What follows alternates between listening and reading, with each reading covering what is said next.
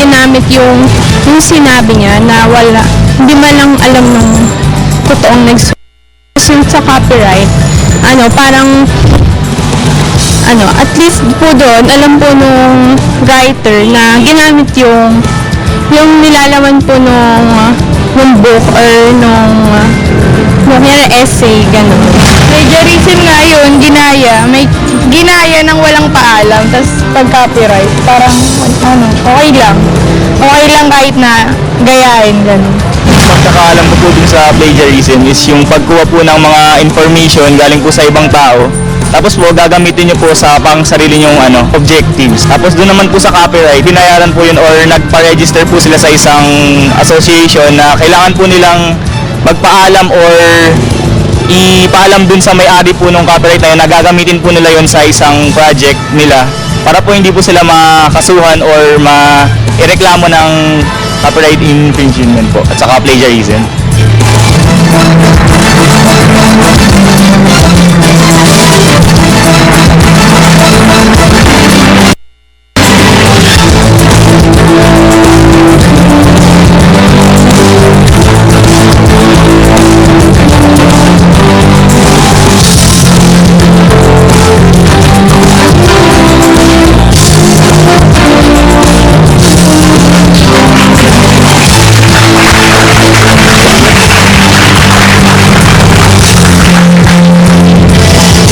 Patuloy po kayo nanonood sa ating telebisyon ng Bayan, ng PTV Special Forum at ang pinag-uusapan nga natin ay ang maingay na issue ng plagiarism at copyright infringement. At meron tayong iniwan na question, Cathy, para kay Ceres Gia. Host po siya ng iConnect. Gusto niya pong tawagin X-Gia. So siya po ang X ng taong bayan. Alright? Ang question natin kay X kanina, X, sa mga kabataan ngayon na nagka-cut and paste, you can Google almost anything on earth. Binabago pa ba? Is there effort to change? Meron pa bang ganong effort? O talagang lantarang cut and paste na lang, sabit na sa teacher? This is based on, this is my general view. Pag kunyari, nagmamadali ka na, you see something that's very nice, diba? Oh, akmatod nun sa paper ko. Pwede mo kasing sabihin, it's all in the style eh. Pwede mong sabihin na, sabi nga ni Copernicus, blah, blah, blah. Tapos sasabihin mo na, papasok mo na. Pero, ang mahirap doon, some students don't know or don't have the writing style na magkikredit ka. Kasi, hindi mo may isip na mali. Yun eh, hindi mo may isip na mali. When I was in college, we did this magazine for one of our major subjects. Because I took up journalism, so from the get-go, from the start talaga, sinabi sa amin na plagiarism is wrong. Okay, so when I was, I think I was in my senior year, we made a magazine, and actually, fillers lang siya kasi wala na akong maisip na ilagay. So, it's a blank page. Sobrang yun na lang yung page na kulang yung kailangan ng content. So, sinulat ko na lang, to stare at a blank page than a page filled with words that are not your own. And super natuwa yung professor ko doon. So, parang ako naman, may nakakatuwa naman, pero sa totoo lang, sir, kailangan ko lang ng filler, hindi ko masyado, wala na akong ano. Pero, I think that's like the bottom line. Mas magandang tumingin ka sa isang or meron kang bagay na ginawa mo or kahit nga wala eh, basta hindi ka lang kumuha na hindi sa'yo. Tama yun. Si Paulo, isang bahagi ng kabataan, ito bang kulturang ganito, itong practice na ito ay talagang prevalent ngayon sa inyo? Well, plagiarism is a very common incident among my peers. And if you look at it, the act of plagiarism itself is an objectively wrong act. Whether or not you copy-paste one sentence or the whole paragraph, you still plagiarized. And I think this stems from the reason why universities exist in the first place. Because, in my opinion, I think universities exist to be producers of knowledge, society that consumes knowledge. And that is precisely why they want to protect their academic integrity.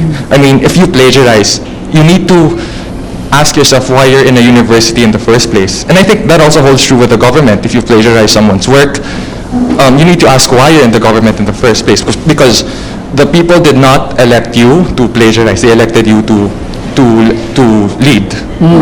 Gusto ko doon Cathy, kay Attorney Louie, kung walang batas against plagiarism, anong recourse, anong remedy ng isang taong na biktima? Oo, anong pwede niyang gawin? Doon na lang sa Article 19 ng Civil Code, any person whose whose civil rights have been violated, ganun ka-general na lang yung basehan natin?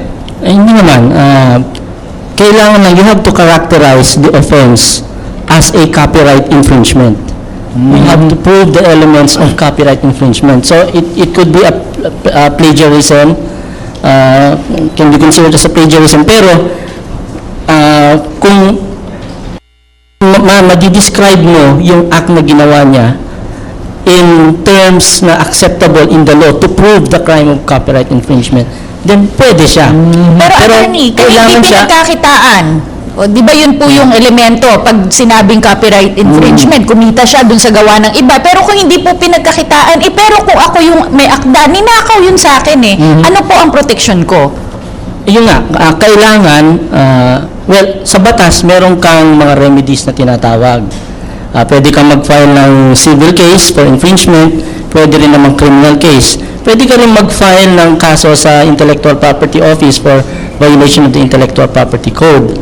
So, and other than that, kung gusto mo talagang maprotektahan ng work mo, maglagay ka ng isang indication na malalaman talaga ng madla na ikaw ang author nun. Usually, it is identified by a copyright, what we call copyright notice, the encircled C. Pero actually, hindi siya kailangan nga And indicate that a work is yours. Halimbawa, naalala ko yung professor ko noon, hindi naman siya naglalagay ng copyright notice sa mga libro niya Ang nilalagay lang niya doon is, whoever copies my work will not pass the bar. hindi niya pala nilagay doon. Sinabi lang niya sa amin. So, Sinumpalan ito niya. sa copyright notice, di ba? So, anything that would reveal to the whole world the authorship of that work is one way of protecting yourself. Then you could also deposit your work with the National Library or with the Intellectual Property Office, since we have been deputized by the National Library to be to receive copyright deposits. So kasi nga, after you have deposited your copyrighted work, then the government will issue a certificate of copyright registration in your favor, and meron ka ng something an evidence that you could be presented in court. Then those are the ways that you can protect yourself. Okay. Sa side naman ng academe, meron tayong nababasa din na sa North America, meron siyang mga negosyo na meron silang records na lahat ng thesis, lahat ng term paper, at yung mga sinasubmit ng mga estudyante, pinapadaan doon sa negosyong yon at siniscreen, nire-rate kung yung percentage of the possibility na nag-violate o nag-infringe ng mga rights ng iba, ng copyright o nag-plagiarize. Anong mekanismo? Meron bang movement towards using technology para maprotektahan yung mga gawa ng iba against plagiarism?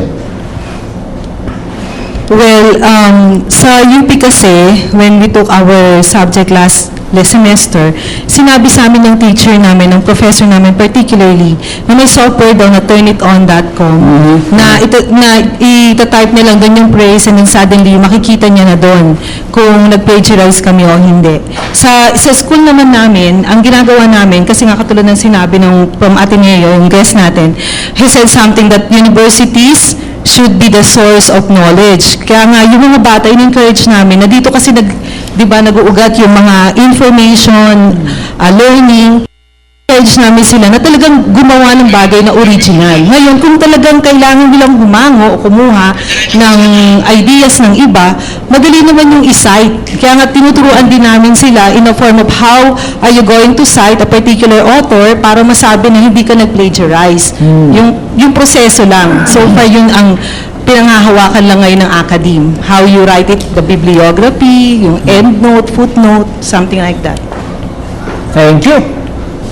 Kirby. Alright, medyo dinadagsa na tayo ng mga katanungan sa ating Facebook account. Kung gusto niyo lang po magtanong sa ating Facebook at Twitter account, i-follow niyo lang po ang @PTVPH, at samantala sa Facebook naman po, facebook.com/PTVPH. May katanungan dito, Atty. Mark, sabi niya, isa siyang estudyante, kapag meron daw siyang ginawang speech, tapos kinopya ng kanyang kaklase, ano raw ba yung pwede niyang ikaso o pwede niya ba raw kasuhan yung kanyang kaklase? Okay. Si Attorney Louie, tanungin natin, pwede daw bang kasuhan? Meron siyang speech, kinopya ng kaklase niya. Well, technically pwede. Okay. Kasi nga copyright infringement yan. Kaya lang usually kasi what is involved pag ganyan mga kaso is yung yung economic injury which is inflicted upon the author. So yun kasi ang nature talaga ng economic rights under copyright. Meron yan tayong isang Supreme Court decision na yun nga. Kailan ba nagkakaroon ng copying? Sabi ng Supreme Court decision na yon. Pag may kinopya, hindi in-attribute, and then there is inflicted an economic injury on the part of the other author. So, maaring plagiarism ang ginawa niya. Pero, could it stand the strict requirements of the law? So, sa batas kasi, since it involves a penalty, deprivation of liberty, kulong, and bayad, danyos, penalty. So, very strict talaga ang law when it requires, before it characterizes an act, to be copyright infringement. Ito pong just a follow up, hindi na natin pwede kasing iwasan ito. Itong issue po ni Senador Soto, ito po ba may paglabag sa batas, attorney? Una muna, a little disclaimer, Okay na po, mahirap magsabi ng kasi I'm from a quasi-judicial agency. A case might be filed sa aming office, di ba? So I will stick to the to the law na lang. So ang importante is mapoprove ba na merong violation yung isang tao among the rights na nakalagay sa Intellectual Property Code. Sir Darius, your thoughts on Senator Soto? Hindi lang yan, pati ito sa isang Supreme Court Justice, lumalabas na hindi tayo pwede mangopya, hindi tayo pwede mag-copyright infringement kung hindi tayo senador o kaya justice na Supreme Court. Yun ang lumalabas ngayon ginawa ito ng isang justice nga at inabsuelto siya ng mga kasamahan niya. Although ang mga samahan ng mga pamantasan at kolehiyo, sinabi hindi pwede itong ginagawa niyo. Pinanindigan nila na ang plagiarism ay hindi tama. In fact, nasa disiplin ito ng aming mga mag-aaral. Sa kaso ng isang senador, sa tingin ko ganito kasimple dapat ang nangyari. Inako dapat niya, at ito siguro leksyon din sa atin lahat, inako dapat niya na, nilift ko yan, marami akong pinagkopyahan, kalimutan ko sa pagmamadali ko, pag-site sila, pero pag pinost ko itong speech kong ito, asahan nyo, ilalagay ko yung mga attribute ko. Eh dahil pinatigasan niya, lumalabas, magnanakaw siya. Di ba? Sir Conrad, your thoughts? Marami na akong sinulat about it, I think, to bear repeating. Pero simple, I think hindi legal lang and sanction Pero ang ethical, kasi ang point yan, Supreme Court Justice ka, senador ka, mangungopya ka, hindi ba napakababa naman? Parang you don't expect something of that for a person in authority. Kahiya-hiya ka, ganyan dumadating. Yung story din actually, there was somebody sa inquirer noon na nahuli, and may sanction I think that were given him. Pero justification niya, speaking of, naalala ko lang sa sinabi ni Jarius, justification niya ganito, kasi photographic memory ko sabi niya kung minsan hindi ko na alam kung alin yung nabasa ko, alin yung kinopya ko, sabi niya. Tapos, parang maganda pero sabi ng ibang mga siraulo dun sa inquirer, photographic pala memory niya, ba't naalala niya lahat except the author? Ayos. Pero Kirby. Yes, Kirby. Alright, balikan naman yung mga panauhin natin na estudyante mula sa Kolehiyo de San Lorenzo, si Eve Dagdag. May katanungan, Eve. Go, Eve! Hi, good afternoon po. Ako po si Eve Dagdag. As a student, ngayon po, nagtitake ako ng research subject. Kailangan, di ba pag sa isang research, kailangan din namin ng sources and kailangan namin ng foundation para makapag-research kami ng maayos. So, ang ginagawa kasi pag nagpapasa kami ng paper, kapag kukuha kami ng, for example, ganitong nakuha namin sa isang book or sa isang source sa internet, inilalagay namin yung source, kinakredit namin yung hindi kami personally nakakapagpaalam or hindi kami nakakapagpadala ng letter na eto po, kailangan po namin itong gamitin yung itong part ng sinabi ninyo sa ganitong libro. So, paano po yun? Kung hindi man kami nakapagpaalam or hindi man kami nakapagbigay ng letter formally sa inyo, though sinite naman po namin kayo, na-credit naman po ba kami? Na-credit naman po namin yung mga pangalan nyo. Matatawag pa rin po bang plagiarism yung ginawa namin? Okay. Sir Alvin, siguro muna dahil negosyo nila yung maningil sa mga gumagamit ng mga trabaho na Ako, iba. baka masingil ka. Hindi naman po, kasi di ba po, ang alam po mag-e-effort pa kami na magtanong-tanong. Joke lang, seryoso mo naman. O sige, Sir Alvin. Una, hindi mo responsibility yung tama yung ginawa mo. Nag-attribute ka, no? At kahit sa parte ng mundo, no, talagang imposibleng magkaroon ng koneksyon ng napakaraming mga author at napakaraming mga end users. Kaya nga merong mga societies na katulad namin na nagpa-facilitate ng proseso para mag-meet silang dalawa. Pero ikaw, doon kasi tama naman yung ginawa mo. So wala kang dapat ikatakot. At comment ko lang doon sa tungkol sa senador, ano? Yes, go ahead. Tama yung sinabi ni Mr. De Quiros kanina, no? Magkaiba yung plagiarism at imitation. For a time, we can imitate, pero dapat graduate tayo eh. Dapat maging mature tayo, at yung ipapass natin ay yung sariling atin talaga. At kadalasan ng plagiarism kasi bunga lang ng katamaran at kayabangan. Gusto kasi natin ng shortcut, at gusto natin na maging tayong mataas, no? Parang galing mo, sa'yo galing yan, ano? Ayaw natin aminin yung katotohanan na naggaling rin lang ito sa iba at kinopya Pero, natin. Paulo, sa mga kabataan na marami nga ang nangungopia, sinasabi mo ng lantaran ng nagpa-plagiarize, do they feel violated with what the senator did? Well, I'm sure the senator has merits of his own, but Disclaimer then. yeah, I'm quite sure he deserves his office. I mean, the people voted for him naman. But it does not take, one does not need a Bachelor of Science degree, a degree or a PhD to know that what he did was objectively wrong. I mean, we're not bashing the person naman, but when you look at his work, you can clearly, you could probably clearly see that the words were translated from a speech. Okay. So may I add something to what Paolo said? Go ahead. And may I answer Eve's question? But I though I agree with what you said that it's objectively wrong. I don't think that we can objectively say that he might deserve the position, although that he did get. Although yes, it can. That would be like really just saying, him deserving the position just because he got majority votes. That's very subjective. Okay. Eve, to answer your question, madali lang sagutin. Hindi ka naging tamad, so wala kang dapat ikatakot. Going the distance ka na if sinulatan mo pa sila. Pero kung total fangirl ka nung writer, parang, oh my God, quoted your super okay yun. Super okay yun. Sir Conrad, yes? Dun sa question lang na yun. Walang problema yun actually. Dapat pa nagsulat ka ng paper, you have to rely on a lot of authors. Kapag ka kinote mo yung author, kapag exact words in the first place, kailangan ilagay mo in quotes and you have to identify the author. If it's just the ideas, walang problema yan. But, alam mo, meron mga rules on writing papers eh. Normally, if it's an idea na medyo original, hindi ba naglalagay ka 1, 2, nalagay na footnotes. Then you identify the source of it. So, malinaw. Sa may mga ganyan rules actually. So dapat seryosohin yung rules of research writing, seryosohin yun, lalo na ngayon sa mga nangyayari ngayong mga panahon na ito, Katya. Oo, kaya nga sa kolehiyo, isang buong semester yung ginugugol para matutunan ng ating kabataan itong mga kung paano magre-research at kung paano i-attribute itong mga ganitong kaalaman.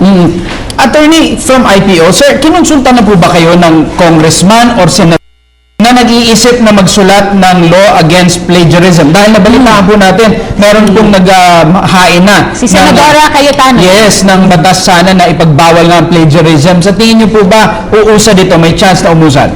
Wala pa akong alam na sumulat sa amin at sinabi. Although nabasa ko lang din sa newspaper that there are moves to criminalize plagiarism. But yun nga as far as I know, wala po kasing bansa pa na nagkikriminalize ng plagiarism Kasi nga ang plagiarism, tandaan po natin, it's a bigger concept. It's a more moral concept. Sa copyright infringement, sa copyright, kailangan copy is the expression of idea. Kung idea ang kinopya mo, walang problema. Kasi idea yan, it's owned by everybody. But if you copy the expression of the idea, how he expressed his thoughts, then yun ang infringement. But yan sa plagiarism, kahit thoughts mo, kahit ideas mo, is already a violation of that concept. So, and if I may sa question, Ms. Actually, under the copyright law, wala kang liability. Copyright, just like any other rights, balance din yan eh. Hindi ang copyright naman is a matter of balancing the interest of society at large at saka yung may-ari ng copyrighted work.